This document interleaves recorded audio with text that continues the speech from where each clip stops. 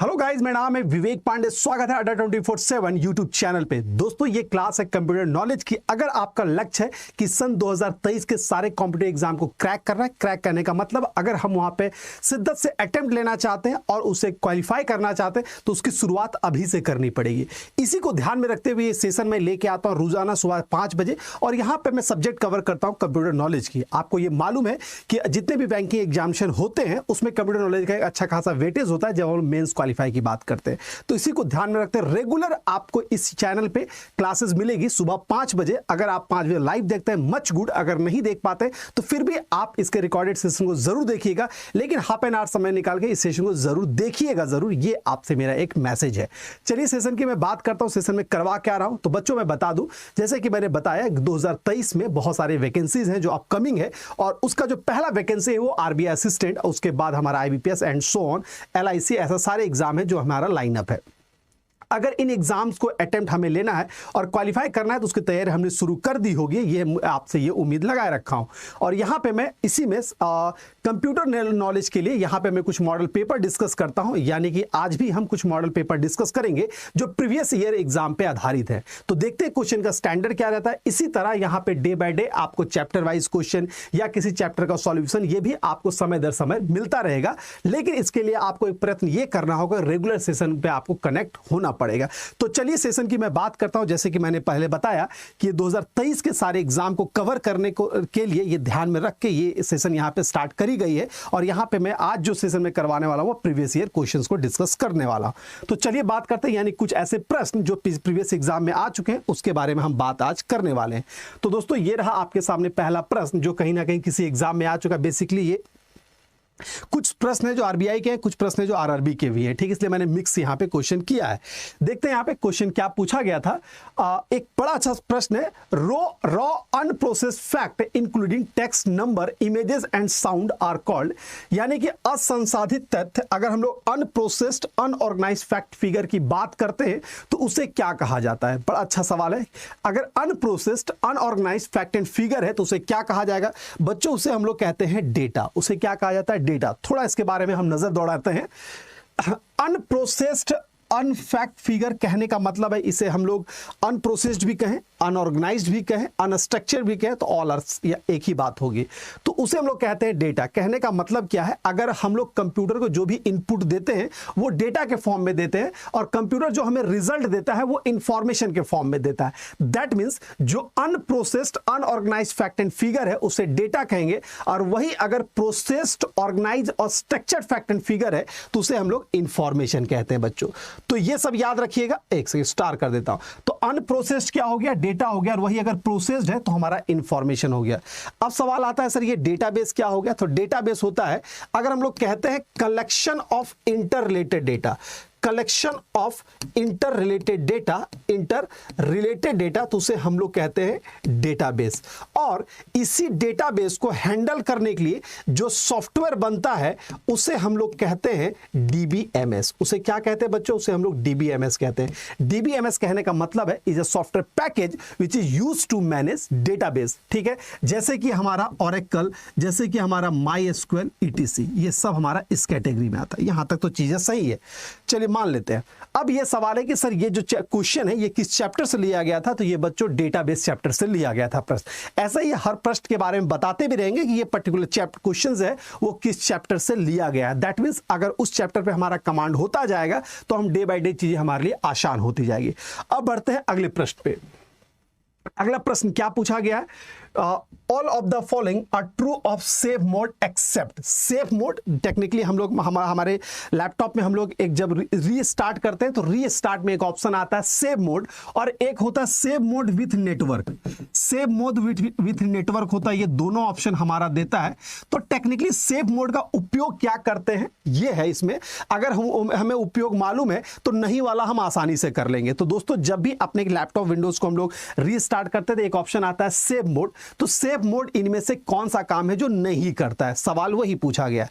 देखते हैं क्या क्या पूछा गया है। तो save mode is a special diagnostic mode. बिल्कुल, सेव मोड है वो डायग्नोसिस मोड है, यानी कि बेसिकली सेफ मोड हम लोग इसलिए कहते हैं कि अगर कुछ भी अननेसेसरी चीजें वहां पर है, अगर कोई भी अननेसेसरी फाइल है जो ऑक्यूपाई कर रहा है, वो कहीं ना कहीं हमारे बूटिंग को प्रॉब्लम क्रिएट करेगा, तो उससे हमें बचने के लिए हम लोग सेफ मोड के रास्ते से निकल जाते हैं। ठीक है, यानी कि कोई भी अगर करप्टेड फाइल है, कोई भी अगर इन्फेक्टेड फाइल है, कोई भी तरह का एरर आ रहा है, कोई भी तरह का हार्डवेयर डिजीज आ रहा है, किसी तरह का प्रोग्राम को लोड होने में प्रॉब्लम आ रहा है, तो वो सब प्रॉब्लम को स्किप करके सेफ मोड से हम लोग साइट से निकल के कंप्यूटर को बूट कर देते हैं। इसी ही कहा जाता है सेफ मोड में। ठीक है, तो बेसिकली ये करता क्या है, तो बेसिकली ये हमारा एक डायग्नोसिस मोड है, यानी कि कहीं ना कहीं कंप्यूटर में कुछ प्रॉब्लम है, उसको दूर करने के लिए इस्तेमाल में लाया जाता है। ठीक है, पहला बात। दूसरा बात, safe mode load all non essential icon, जी नहीं, ये काम ये हमारा नहीं करता है। जो नॉन एसेंशियल आइकन है उसे आइकन ये लोड नहीं करता, ये कुछ आइकन वगैरह लोड नहीं करता, यानी किसी तरह का आइकन आपको शो नहीं करता है। ये सिंपल सा काम करता है, डायग्नोसिस कर देता है, और कुछ भी अगर वहां पे अननेसेसरी एरर रहेगा उसको स्किप करके रिमूव करके वो काम आगे बढ़ा देगा। यही काम करता है सेफ मोड। ठीक है, तीसरा है safe mode allow user to trouble shoot error, बिल्कुल एरर को ट्रबल शूट करता है। ट्रबल शूट एरर कहने का मतलब है किसी भी एरर को रिपेयर करना, कोई तरह का अगर वहां पे प्रॉब्लम आ गया होगा, कोई तरह का अगर कोड फंसता होगा, उसको रिपेयर करना। ट्रबल शूट कहने का मतलब उसको सही से मतलब सही कर देना, जो प्रॉब्लम है उसको रिजॉल्व कर देना। ठीक है, अगला है safe mode load only the most essential device, बिल्कुल ये जब हम लोग सेफ मोड करते हैं तो आप बूटिंग में टेक्निक जैसे मैंने बताया था कि कंप्यूटर जब बूटिंग होता है तो उसमें बेसिकली क्या होता है, तो बायोस है, हमारा पोस्ट है और हमारा लोडर है। ठीक है, और उसके बाद सीपीयू के पास जाता है, फिर रैम का यूज पड़ता है, ऐसे ये चीजें होती रहती है। तो बेसिकली अगर सेफ मोड हम लोग कर रहे हैं तो इन बिटवीन कोई एरर प्रोग्राम यहाँ पे करप्ट कर रहा है, या किसी भी रास्ते में अगर किसी तरह का एरर प्रोग्रामिंग आ रहा है तो वो सारे अननेसेसरी चीज को स्किप करता जाएगा। सिर्फ इसेंशियल चीज है, जैसे रोम को एक्टिवेट करेगा, बायोस को एक्टिवेट करेगा, फिर रैम को एक्टिवेट करेगा, तो इन सब चीजों को एक्टिवेट करते हुए वो आगे चल जाता है। यानी कि सिर्फ इसेंशियल चीजों को इस्तेमाल करता है, अनएसेंशियल चीजों को यूज नहीं करता है। अगर बूटिंग के दौरान हमारे लैपटॉप में पेन ड्राइव लगा हुआ है, समझिएगा बड़े, अगर पेन ड्राइव लगा हुआ और पेन ड्राइव की आवश्यकता नहीं है तो पेन ड्राइव वाला पार्ट को ये स्किप करता रहेगा। आप नोटिस करना कि अगर किसी तरह का कभी ऐसा आप लोगों ने फेस भी किया होगा कि हम लोग पेन ड्राइव लगाते हैं तो कंप्यूटर स्टार्ट होने में लेट लगता है। ठीक है, तो हम लोग क्या करते हैं, चलो भाई एक अलग रास्ता अपनाते हैं, और वो रास्ता होता है सेफ मोड का। और सेफ मोड जब हम करेंगे तो वो पेन ड्राइव अगर लगा होगा कहीं रास्ते में तो उसे वो स्किप करके मामला आगे बढ़ा देगा। तो यही काम करता है हमारा सेफ मोड। ठीक है, तो ये भी काम करता है। कौन नहीं करता है, तो ऑप्शन नंबर बी है, ये मेरा सेफ मोड नहीं करता है।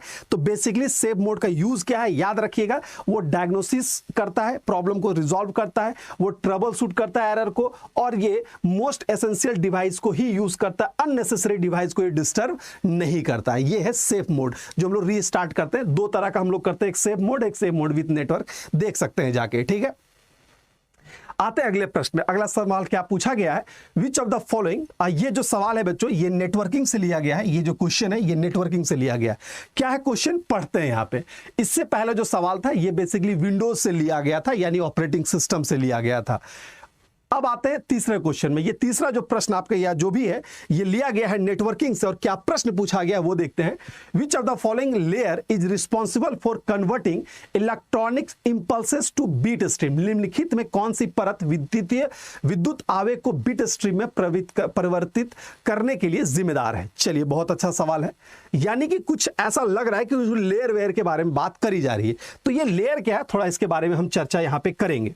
ठीक है, एक सेकेंड, थोड़ा सा लेयर के बारे में हम चर्चा करेंगे यहां पर।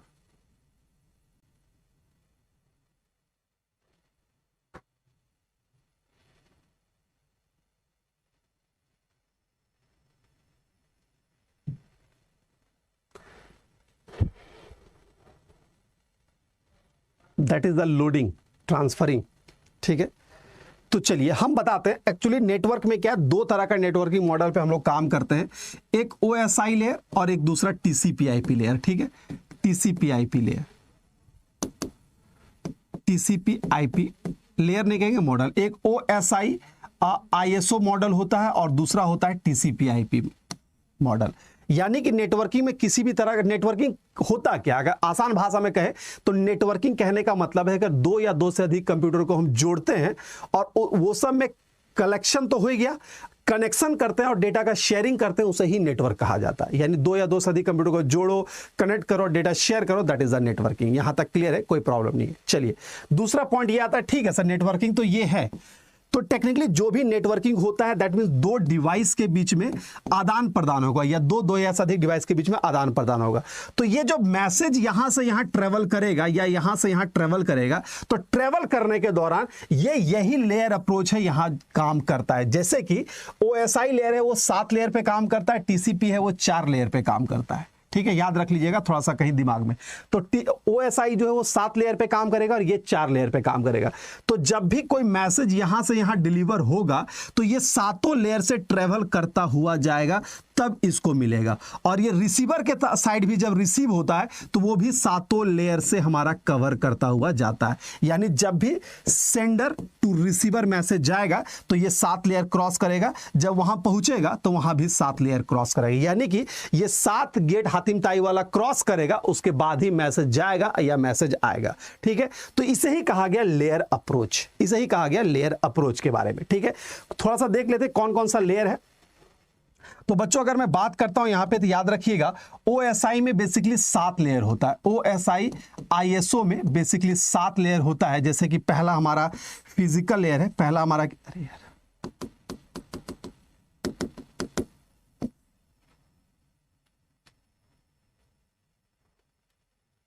चलिए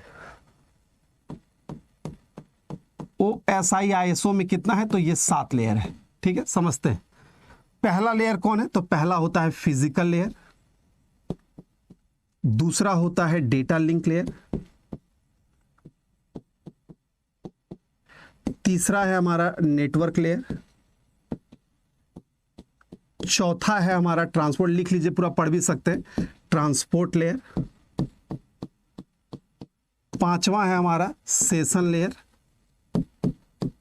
छठा है हमारा प्रेजेंटेशन लेयर, और सातवां जो है वो मेरा एप्लीकेशन लेयर है। ठीक है, तो वैसे तो हर लेयर का बहुत सारा एक्सपेंडेड वर्क है, बहुत ज्यादा काम करता है, तो लेकिन एक बेसिक वर्क है जो आपको जानना चाहिए। जैसे फिजिकल लेयर की अगर हम बात करते हैं तो मैसेज का जो बिट फॉर्मेशन होता है, यानी सिग्नल फॉर्मेशन, बिट बनाना, यानी मैसेज का बिट फॉर्म होता है किसमें, फिजिकल लेयर में। यानी कि मैसेज यहां पे बनता है, वोल्टेज कैसा रहेगा, सिग्नल कैसा रहेगा, वायर कौन सा यूज करेंगे, भाई अगर वायरलेस जा रहा है तो कौन सा यूज करेंगे, 4G जा रहा है कि 5G जा रहा है, ये सब डिटर्मिनेशन है वो फिजिकल लेयर करता है। ठीक है, और इसीलिए मैसेज के यहां कौन सा फॉर्म होता है, बिट फॉर्म होता है। ये करके आगे बढ़ता है, चलता है डेटा लिंक लेयर पे। डेटा लिंक लेयर पे मैसेज का जो फॉर्म होता है वो फ्रेम फॉर्मेशन होता है। मैसेज का कौन सा फॉर्म होता है, फ्रेम फॉर्मेशन, और ये एरर हैंडलिंग पे भी काम करता है। तीसरा लेयर आता है नेटवर्क लेयर, और ये मैसेज का पैकेट फॉर्म बनाता है, मैसेज का पैकेट फॉर्म बनाता है, साथ ही साथ राउटिंग वगैरह का काम भी और IP एड्रेसिंग का भी काम यही करता है। इसके बाद चला आता है ट्रांसपोर्ट लेयर के पास। ट्रांसपोर्ट लेयर बेसिकली मैसेज का सेगमेंट बनाता है। मैसेज का कौन सा फॉर्म लेता है, तो सेगमेंट बनाता है, और यही जो है एंड टू एंड डिलीवर करता है, यानी एक छोर से दूसरे छोर पे भेजने का काम है बेसिकली ट्रांसपोर्ट लेयर करता है। इसीलिए इसे heart of the OSI layer भी कहा जाता है। सेशन लेयर का काम है कि दोनों जो अलग अलग नोड था, दो अलग अलग डिवाइस था, दोनों के बीच में कनेक्शन एस्टैब्लिश करने का काम है, वो मेरा सेशन लेयर करता है। ट्रांसपोर्ट लेयर क्या करता है, मैसेज को इनक्रिप्ट और डिक्रिप्ट करता है। मैसेज को इनक्रिप्ट एंड डिक्रिप्ट जो है बच्चों वो कौन करता है, तो वो मेरा ट्रांसपोर्ट लेयर करता है।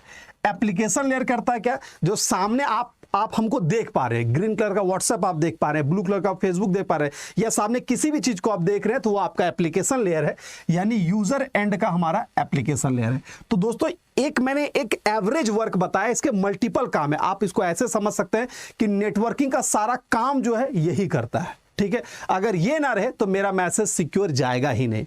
तो आपके जो इस प्रीवियस क्वेश्चन में पूछा गया था कि बिट फॉर्मेशन कौन करता है, तो वो मेरा फिजिकल लेयर करता है, यही सवाल था। मैं दोबारा बताता हूं कि OSI में ये सातों लेयर है, physical, data, network, transport, session, presentation, application, और हर लेयर में मैसेज का यहाँ पे बीट होता है, यहाँ फ्रेम होता है।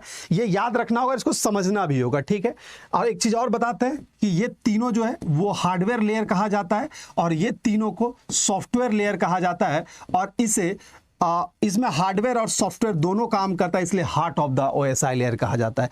तो ये सारे लेयर का नाम और इसका ये फॉर्मेशन याद रखिएगा, ये आपके एग्जाम पॉइंट ऑफ व्यू से बनता है। इसमें और भी बहुत सारा काम है, जब हम लोग इस चैप्टर को डिटेल में पढ़ेंगे तो इसके बारे में और जिक्र करेंगे, ठीक है। चूंकि अभी सिर्फ एक क्वेश्चन को सॉल्व कर रहे थे इसलिए मैंने यहां तक ही बताया। चलिए, तो बच्चों देख सकते हैं यहां पे इस सवाल का आंसर क्या था कि impulse to a bit stream. तो बीट स्ट्रीम किस में होता है बच्चों? तो बीट स्ट्रीम बेसिकली हमारा फिजिकल लेयर में होता है। अगर वही फ्रेम लिखा रहता तो हम लोग करते हैं डेटा लिंक लेयर। तो हर लेयर का काम अलग अलग है, ये मैंने यहां पे आपको बता दिया। एक सेशन मैं कर दूंगा जिसमें OSI लेयर पूरा एक्सप्लेन कर दूंगा, क्योंकि उसमें थोड़ा लंबा समय चाहिए होगा। लेकिन इस क्वेश्चन का आंसर लाइक जितना इंफॉर्मेशन देना था वो मैंने इससे पहले दे दिया। लेकिन इतना ही OSI में नहीं पढ़ना है, इससे ज्यादा भी आपको पढ़ना होगा। उसके लिए हम सेशंस यहां पे ऑर्गेनाइज करेंगे। चलिए बात करते हैं, ठीक है। अगला सवाल पूछा, हाँ आगे बढ़ने से पहले मैं बता दूं, एक बच्चे का कमेंट आया था कि सर मैक एड्रेस और IP एड्रेस में कंफ्यूजन है, उसे जरा दूर कर दें। तो बच्चों समझिए, आप सिंपल सा बात कहते हैं कि हमारे कंप्यूटर में दो तरह का एड्रेस फिलहाल रखिए। एक फिजिकल एड्रेस है और दूसरा हमारा होता है लॉजिकल एड्रेस, ठीक है। लॉजिकल एड्रेस, फिजिकल एड्रेस जैसे गाड़ी का इंजन नंबर कहते हैं उसी तरह का समझ सकते हैं। तो कंप्यूटर का भी एक फिजिकल नंबर होगा और ये बेसिकली 48 बिट का होता है। और लॉजिकल एड्रेस जो है जिसको हम लोग IP एड्रेस कहते हैं, लॉजिकल एड्रेस जिसको हम लोग IP एड्रेस कहते हैं, और फिजिकल एड्रेस जो है उससे हम लोग मैक एड्रेस कहते हैं। और मैक एड्रेस का लेंथ क्या है? तो 48 बिट है। और लॉजिकल एड्रेस बेसिकली दो तरह का होता है, यानी IP एड्रेस दो प्रकार का होता है। एक IP वर्जन 4 होता है और एक IP वर्जन 6 होता है। ये हमारा 32 बिट का होता है और ये हमारा 128 बिट का होता है, ठीक है। 128 बिट का होता है, ये 32 बिट का और 128 बिट का। समझिएगा थोड़ा सा, ये क्या है? मैंने बोला फिजिकल एड्रेस यानी कि मैक एड्रेस। ये क्या है? तो जैसे हमारा गाड़ी का इंजन नंबर होता है उसी तरह है ये कंप्यूटर का फिजिकल एड्रेस। समझ में आ गया? आपने कभी देखा होगा कि जब भी ब्लूटूथ से कनेक्ट करते हो किसी डिवाइस को और अगर डिवाइस नेम नहीं होता तो कुछ इस तरह का दिखता होगा, कभी फील करना।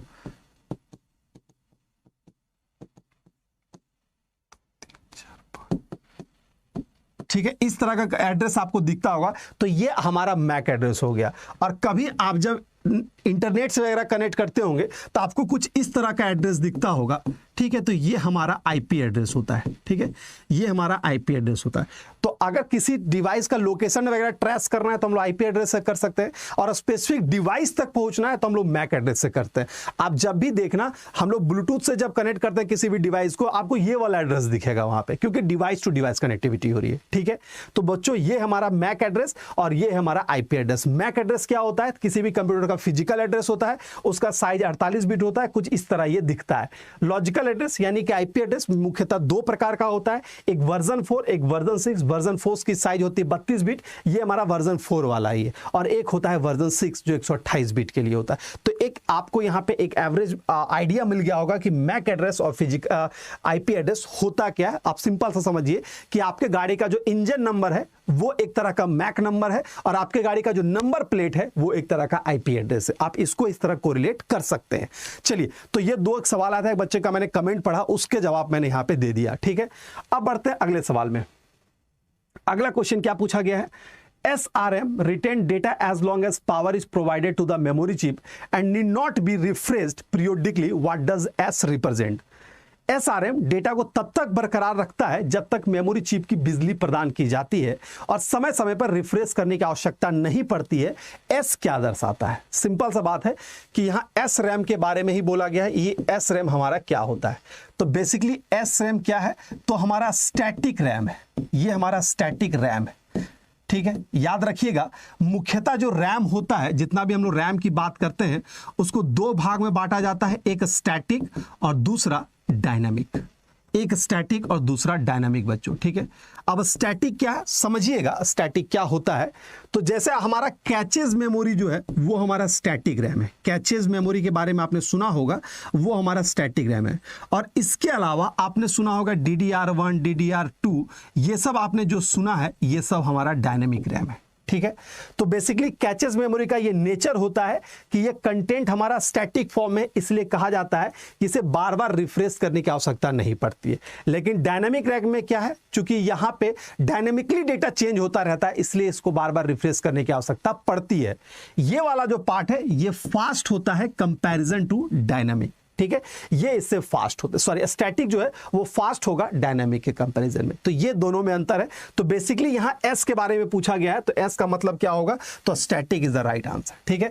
याद रखिएगा दुनिया का कोई भी रैम होगा वो हमारा क्या होता है, नेचर में वोलाटाइल ही होता है, वो स्टैटिक हो या डायनामिक हो, नेचर में वोलाटाइल होता है। वोलाटाइल कहने का मतलब क्या है, उसमें डेटा जो होगा वो अस्थायी रूप में होगा। अब अस्थायी रूप कहने का मतलब क्या हुआ कि ये तभी तक डेटा स्टोर करेगा जब तक उसमें पावर जाएगी। दैट मींस कंप्यूटर जब तक ऑन रहेगा तभी तक डेटा रहेगा, कंप्यूटर बंद हो जाएगा ये डेटा लॉस कर देगा। यानी डेटा इसमें अस्थायी रूप में रहता है, जैसे रैम हो गया, कैचेज हो गया, रजिस्टर हो गया। ये एक ऐसी मेमोरी इक्विपमेंट है जिसमें डेटा अस्थायी रूप में रहता है, यानी जब तक कंप्यूटर ऑन रहेगा तब तक डेटा रखेगा, कंप्यूटर बंद, डेटा खत्म, ठीक है। तो ये याद रखिएगा, यहीं पे एस के बारे में पूछा गया था, एस का मतलब यहां पे स्टैटिक होगा। अब आते हैं अगले प्रश्न पे। Operation in which data is move to different location is refer to. एक ऐसा हम लोग काम कर रहे हैं जिसमें डेटा को एक जगह, एक लोकेशन से दूसरे लोकेशन पे ट्रांसफर कर रहे हैं, यानी यहां से उठा के यहां पे कर रहे हैं। इसे क्या कहा जाएगा, इसे ब्लॉक मूव कहा जाएगा, स्ट्रीट मूव कहा जाएगा, डिलीट मूव कहा जाएगा, शिफ्ट रिमूव कहा जाएगा, या डेटा रिलोकेट कहा जाएगा। दो एक टर्मिनोलॉजी है, तो इसमें कोई साइंस नहीं है। अगर इस शब्द के बारे में आपको जानकारी है तो ऐसे सवाल का जवाब दे पाइएगा, अगर नहीं है तो आराम से स्किप करके आगे निकल जाइएगा, ठीक है। क्योंकि यहां पे तुक्का मारने वाली बात नहीं। मैं हमेशा बार बार ये कहता हूं कि जितना प्रश्न आए उतना ही बनाओ। आप जिस एग्जाम की तैयारी कर रहे हो वहां पे नेगेटिव मार्किंग है। नेगेटिव मार्किंग अगर अभी से अटेम्प्ट करने की आदत लग जाएगी तो वो आपको नुकसान करता जाएगा, और जो रिजल्ट आपका एक साल में होने वाला है वो रिजल्ट आपका डे बाय डे पीछे होता जाएगा। तो थोड़ा सा टाइम लगेगा, हो सकता है कि आपको स्पीड पकड़ने में टाइम लगे, लेकिन एक्यूरेसी है वो आपको वन डे से पकड़ना है। वन डे कहने का मतलब है कि आप जितना भी मॉक वगैरह देते हैं, कोई भी टेस्ट सीरीज वगैरह अटेम्प्ट लेते हैं, तो आप उतना ही अटेम्प्ट लीजिए जितना आपको आता है। नकारात्मक की ओर ना जाए। आपकी जो एक्यूरेसी लेवल है वो शुड भी 90 प्लस होनी चाहिए, 95-96% है, तो वो आपका एक अच्छा अप्रोच रहेगा। अगर पहले आप अगर एक्यूरेसी अचीव कर लेते हैं, अगर आपको ये आदत डेवलप हो जाती है कि नहीं मुझे अब गलत नहीं बनाना है चाहे जो भी हो जाए, तो आपका एक पार्ट क्लियर हो गया। अब दूसरा पार्ट आएगा स्पीड के बारे में। तो स्पीड प्रैक्टिस से ही इंप्रूव होगा। आप जितना मॉक लगाते जाओगे, आप अटेम्प्ट किया हुआ ही टेस्ट दोबारा दोगे, तो ऐसे करके आप अपने कैलकुलेशंस पे काम करोगे, आप अपने वर्बल कैलकुलेशन पे काम करोगे, और ये काम करते करते धीरे धीरे आपकी स्पीड आ जाएगी। स्पीड का कोई रॉकेट साइंस नहीं है। स्पीड बढ़ाने के लिए आपको मल्टीपल प्रैक्टिसेस करने पड़ेंगे, वही उसका सॉल्यूशन है। तो इसलिए मैं कह रहा हूं कि फर्स्ट ऑफ ऑल, चूंकि आपकी ये स्टार्टिंग चल रही है, तो मेरा यहां पे सलाह आपका यही है कि बच्चों आप एक्यूरेसी पे पहले काम करो, यानी जितना भी सवाल बनाए सही बनाए, गलत हमें नहीं बनाना है। यही अगर मेंटालिटी डेवलप होते जाएगी तो धीरे धीरे चीजें आपके लिए आसान होते जाएगी। तो ये एक ऐसा सवाल है, इसलिए मैं इस क्वेश्चन को लाया भी हूं कि सर ये टर्म क्या है, मैंने आज तक सुना नहीं या पढ़ा नहीं, तो कोई बात नहीं, अब स्किप करके निकल जाओ, ठीक है। लेकिन यहां चूंकि सवाल है तो हम लोग यहां पे जिक्र करेंगे, और ऐसे से बहुत सारे प्रश्नों के बारे में जिक्र करेंगे आने वाले समय में, ठीक है। कुछ ऐसे होते हैं जो किसी चैप्टर में नहीं, एट रैंडम कहते हैं, क्योंकि सिलेबस में कहीं कहीं लिखा होता है मिसलेनियस, तो उसी तरह का ये सवाल है। चलिए बात करते हैं यहां पे। Operation is which data is move to a different location is refer to, उसे ब्लॉक मूव कहा जाएगा, ठीक है। डेटा को हम लोग एक ब्लॉक कह सकते हैं, और एक जगह से दूसरे जगह जा रहा है, दैट मीन्स वो मूव होगा, ठीक है। अगर इस तरह का आपको आईक्यू लगा, और ये देखो अगर आप अंदाजे से क्वेश्चन को स्टिक कर रहे हो तो ये भी डेवलप होगा, लेकिन तब तो होगा जब कम से कम 5 ऑप्शन है तो कम से कम 3-4 ऑप्शन के बारे में तो मालूम होना चाहिए। 3-4 ऑप्शन भाई, अगर हमें कुछ नहीं मालूम है, राम 2-3 करके अगर तुक्का लगा रहे तो वो गलत है। थोड़ा मैंने 95 क्यों बोला कि हो सकता है कि 5% आपकी कुछ एरर आ जाए, इसीलिए। तो अगर किसी के बारे में एकदम नहीं जानते तो आपको उस क्वेश्चन को छूना भी आपके लिए गुनाह है। अगर है ठीक है 70-80% है पता, 10-20% कंफ्यूज हो रहे, तब ठीक है भाई, वहां चीजें खो सकती है। लेकिन जहां जीरो मामला है वहां पे आप कभी अटेम्प्ट लेना स्किप कर दो उस चीजों को, that is the right way. तो दोस्तों इस क्वेश्चन का राइट आंसर हो गया ब्लॉक मूव। अब आते हैं अगले क्वेश्चन पे। Which one of following a command used to display both queries and output? Basically ये सवाल लिया गया है डेटाबेस से, ये डेटाबेस का ही क्वेश्चन है और पूछा गया है इनमें से कौन सा कमांड है जिसका उपयोग करके किसी भी रिजल्ट को डिस्प्ले कर सकते हैं या हम लोग डेटाबेस से क्वेरीज कर सकते हैं। तो क्वेरीज करना और उस रिजल्ट को डिस्प्ले करने के लिए जो सबसे अच्छा कमांड है वो मेरा यहां पे सेलेक्ट होगा। ठीक है, सेलेक्ट होगा। सेलेक्ट क्या है, थोड़ा सा इसके बारे में चर्चा कर देते हैं। याद रखिएगा डेटाबेस जो होता है तो डेटाबेस में जो भी कमांड दिया जाता है वो एसक्यूएल के माध्यम से दिया जाता है, स्ट्रक्चर क्वेरी लैंग्वेज। जैसे जावा लैंग्वेज होता है, पाइथन लैंग्वेज होता है, उसी तरह डेटाबेस में क्वेरी करने के लिए इस्तेमाल किया जाता है स्ट्रक्चर क्वेरी लैंग्वेज। अब इसके जितने लैंग्वेज है, अब इस लैंग्वेज के मल्टीपल कमांड है जिसको 4 भाग में बांटा गया है, डीडीएल, डीएमएल, डीसीएल और टीसीएल। ठीक है, TCL data definition language, data manipulation language, data control language और ट्रांजैक्शन कंट्रोल लैंग्वेज। तो डीडीएल क्या है बेसिकली मैं आपको बता दूं, डेटा डेफिनेशन लैंग्वेज। याद रखिएगा वो कमांड जिससे डेटाबेस को डिफाइन या डिस्ट्रॉय करते हैं वो डीडीएल आता है। डीएमएल जैसे क्रिएट इसके अंदर आता है। ठीक है, चलिए डीएमएल अगर डेटाबेस को मॉडिफाई करना है तो हम लोग डीएमएल का इस्तेमाल करते हैं। डेटाबेस को मॉडिफाई करने का मतलब है टेबल बन के तैयार हो गया, अगर उसमें कुछ चेंजेस करना है, कोई रिकॉर्ड ऐड करना है, रिमूव करना है या रिकॉर्ड को एक्सेस करना है तो हम लोग डीएमएल का इस्तेमाल करते हैं। और सेलेक्ट जो है वो इसी का एग्जाम्पल है, सेलेक्ट इसी का एग्जाम्पल है। ठीक है, तो ऐसे करके सबके एग्जाम्पल होते हैं। तो बेसिकली सेलेक्ट कमांड है जो डीएमएल का कैटेगरी में आता है और इसका इस्तेमाल होता है डेटा को एक्सेस करना, डिस्प्ले करना या क्वेरी दोनों भी कह सकते हैं। आगे बढ़ने से पहले मैं एक इंफॉर्मेशन आपके साथ शेयर कर दूं कि बच्चों एक हमारा चैनल जैसा आपको मालूम है कि एक और चैनल हमारा है Adda 24/7 regulatory body and SO YouTube channel, regulatory body SO YouTube channel. तो वो बच्चे जो सीएस और आईटी के स्टूडेंट हैं, जैसे कि कंप्यूटर साइंस से अपने पढ़ाई करी है, आपने बीसीए, एमसीए, बीटेक वगैरह किया है और उस क्षेत्र में अपना करियर परस्यू करना चाहते हैं, तो रोजाना मैं सुबह 11 बजे एक सेशन लेके आता हूं जो कंप्यूटर साइंस वाले बच्चों, सॉरी 11 बजे, रोजाना सुबह 11 बजे उस चैनल पे मैं एक सेशन लेके आता हूं जो आईटी वाले बच्चों के लिए होता है। तो अगर सीएसआईटी के स्टूडेंट हैं तो ये सेशन को जरूर अटेंड कीजिएगा। ये इसलिए मैंने अभी बताया, अचानक दिमाग में आ गया कि ये वाला पार्ट जो है मैंने पूरा डिटेल में यहां पे पढ़ाया है। ठीक है, किसका क्या इस्तेमाल है, क्या यूजेज है, क्योंकि वो थोड़ा डेप्थ लेवल तक हमें जाना पड़ता है। तो इस सेशन में मैंने उसको डिटेल में पढ़ाया। तो वो बच्चे जो इच्छुक होंगे, इच्छा है कि नहीं सर इसको थोड़ा सा पढ़ना चाहिए, तो आप 11 बजे वाले सेशन में आके ज्वाइन कर लीजिएगा। वहां पे आपको चीजें मिल जाएगी, लाइव आके ज्वाइन कीजिएगा रोजाना 11 बजे Adda 24/7 regulatory body and SO YouTube channel पर मैं ये सेशन लेता हूं। ठीक है, वो स्पेसिफिक सीएस और आईटी वाले बच्चों के लिए कंडक्ट कराई गई है। सीएस आईटी के स्टूडेंट है, उस क्षेत्र में अपना करियर परस्यू करना चाहते हैं तो वहां पर जरूर भेंट कीजिएगा। वहां पे बहुत सारी चीजें बात करते हैं जो एग्जाम ओरिएंटेड होता है और आपके करियर ऑब्जेक्टिव के लिए भी अच्छा होता है। तो चलिए बस तो इस प्रश्न पे आते हैं। तो इस क्वेश्चन का राइट आंसर हो गया select is the right answer. ठीक है, इसके अलावा और भी कुछ ऑप्शन है, तो लिस्ट नहीं, डिस्क्राइब नहीं, ड्रॉप भी है जो बेसिकली एक डीडीएल का ही एग्जांपल होता है, डीडीएल का ही ड्रॉप, और इसका इस्तेमाल किया जाता है किसी भी टेबल को परमानेंटली डिलीट करने के लिए। अगर किसी भी टेबल को परमानेंटली डिलीट करना है तो ड्रॉप कमांड का इस्तेमाल करेंगे। तो बच्चों एक बार काइंडली उस सेशन को जाके जरूर देखिएगा, वहां पे एक प्लेलिस्ट पूरी बनी हुई है जहां पे मैंने एसक्यूएल को बहुत तरीके से वहां पे पढ़ाया है। ठीक है, चलिए तो ये ड्रॉप हो गया। तो इस क्वेश्चन का आंसर लगभग मतलब हल इसी से निकल गया, लेकिन अगर आप एक्स्ट्रा आपको जानना है तो जाके वहां पे देख सकते हैं। ठीक है, चलिए अब बात करते हैं अगले पॉइंट पे। अगला क्या है, the type of software is design for user who want to customize the program they used. चलिए बहुत अच्छा सवाल है। ठीक है, इस प्रकार के सॉफ्टवेयर को उन उपयोगकर्ता के लिए डिजाइन किया गया है जो अपने द्वारा उपयोग किए जाने वाले प्रोग्राम को अनुकूलित करना चाहते हैं।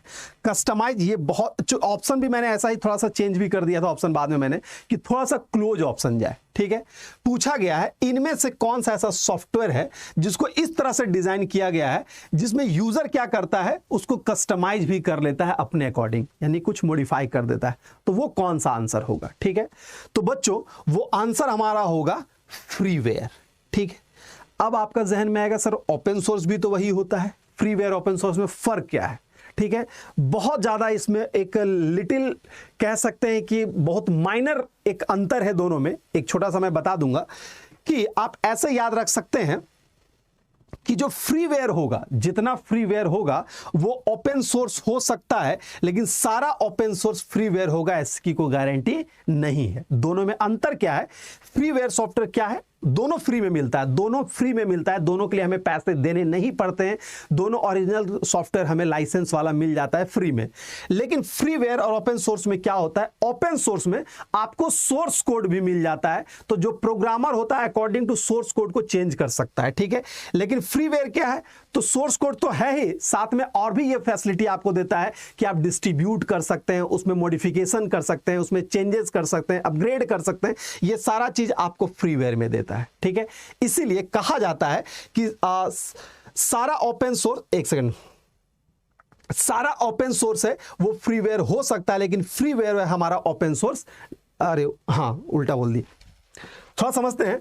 जैसे आप ऐसे याद रखिएगा, जितना भी फ्रीवेयर है वो ओपन सोर्स हो सकता है, लेकिन सारा ओपन सोर्स फ्रीवेयर होगा इसकी कोई गारंटी नहीं है। क्यों? क्योंकि ओपन सोर्स का एक फीचर्स कि सोर्स कोड को चेंज कर सकते हैं, सोर्स कोड को चेंज कर सकते हैं, वो ऑलरेडी इसमें अवेलेबल है, और इसके अलावे बहुत सारा एडिशनल फीचर है जो फ्रीवेयर में मिलता है। इसलिए कहते हैं कि ओपन सोर्स जो होगा वो फ्री का पार्ट होगा, ठीक है, लेकिन सारा फ्री ओपन हो जाएगा ऐसा कोई गारंटी नहीं है। तो यही दोनों में एक अंतर यहां पे है कि ओपन सोर्स जो भी सॉफ्टवेयर हमें मिलता है उसके कोड को चेंज कर सकते हैं, लेकिन कोड के अलावा भी और भी बहुत एडिशनल चीजें से उसमें मॉडिफिकेशन करना, अपडेट करना, ये सारा चीज हम लोग फ्रीवेयर में कर लेते हैं। तो ये दोनों में एक शाब्दिक अंतर है, समझ लीजिएगा दोनों को, ठीक है। चलिए, तो ये समझ में आ गया। चूंकि यहां पे बोला है कस्टमाइज करना, कस्टमाइज करना का मतलब सिर्फ कोड नहीं, और भी अलग अलग तरह का चेंजेस कर सकते हैं, तो इसीलिए हम लोग फ्रीवेयर के, अगर सिर्फ यहां सोर्स कोड के बारे में अगर जिक्र हुआ होता तो हम लोग लिखते, हमको क्या, हम लोग ओपन सोर्स ही लिखते, या फिर फ्रीवेयर ऑप्शन में नहीं रहता तो हम लोग आंसर करते क्या, तब हम लोग आंसर करते हमारा ओपन सोर्स ही करते हैं। तो लॉजिक समझ में आ गया क्या अंतर है दोनों में, ठीक है। चलिए अब बढ़ते हैं अगले प्रश्न पे।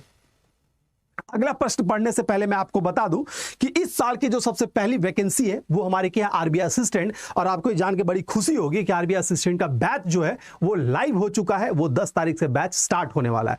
तो वो बच्चे जो आरबीआई असिस्टेंट की तैयारी करना चाहते हैं, प्रोबेबली है कि जनवरी लास्ट या फरवरी में आपको उसकी नोटिफिकेशन आ जाएंगे, तो बच्चे तैयारी स्टार्ट कर दें, क्योंकि नोटिफिकेशन आने के बाद अगर तैयारी स्टार्ट करेंगे तो कहीं ना कहीं आपको कुछ दिक्कतें, कुछ लेट वहां पे होने वाला है मामला, यानी नोटिफिकेशन आने के बाद बहुत शॉर्ट स्पैम ऑफ टाइम हमारे पास रहता है, तो उस समय में कुछ चीजें होगी, कुछ चीजें नहीं होगी। लेकिन अगर हम थ्रू आउट द प्लानिंग करके चले, स्टार्टिंग से प्लानिंग चले, तो चीजें हमारा टाइम टू टाइम होता जाता है। इसी को ध्यान में रखते हुए बैचेज हम लोगों ने यहाँ पे स्टार्ट कर दिया, और complete batch pre plus mains आपको मिलने वाला है, यानी प्री भी मिलेगा और मेंस भी मिलेगा। बहुत सारे बच्चों की क्वेरीज होती है कि सर प्री की तैयारी करें या मेंस की तैयारी, तो बच्चों आपके दिमाग में रखो, आपको बैंक की तैयारी करनी है, हमें यहां तक जाना है, बैंक की तैयारी करनी है, और बैंक में जाने का प्रोसेस है कि प्री और मेंस हमें क्वालिफाई करना है। तो मेरा टारगेट ये तो जस्ट प्रोसेस है, ये तो जस्ट प्रोसेस है, प्रोसेस ये है, रिजल्ट ये मेरा है, बैंक मुझे बनना है।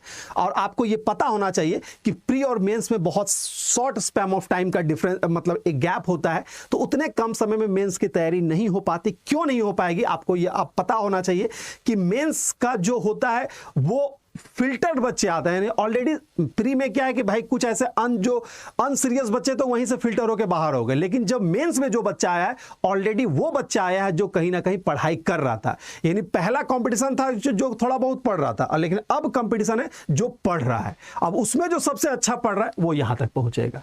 तो इसीलिए मैं कहता हूं प्री और मेंस एक साथ तैयारी आप लोग स्टार्ट कीजिए। अगर इसी एटीट्यूड के साथ आगे बढ़िएगा तो डेफिनेटली इस ईयर आपको सफलता यहां पे मिलने वाली है। चलिए बात करते हैं, तो यहां पे जुड़ने के लिए आरबीआई असिस्टेंट का बैच जाके एनरोल कर लीजिएगा, और एनरोल करने के लिए वहां पे आपको कूपन कोड इस्तेमाल करना Y706। अगर इस कूपन कोड का इस्तेमाल करते हैं तो आपको 78% तक वहां पे छूट मिलता है। और अभी वहां पे एक डबल वैलिडिटी चल रहा है, सॉरी इसमें वो डबल वैलिडिटी नहीं है, वो महापैक में है। महापैक क्या है उसके बारे में डिस्कस करेंगे कभी। तो बच्चों अभी आरबीआई असिस्टेंट का अगर आप एनरोल करना चाहते हैं तो Y706 कोड का इस्तेमाल करके यहां पे एनरोल कर लें।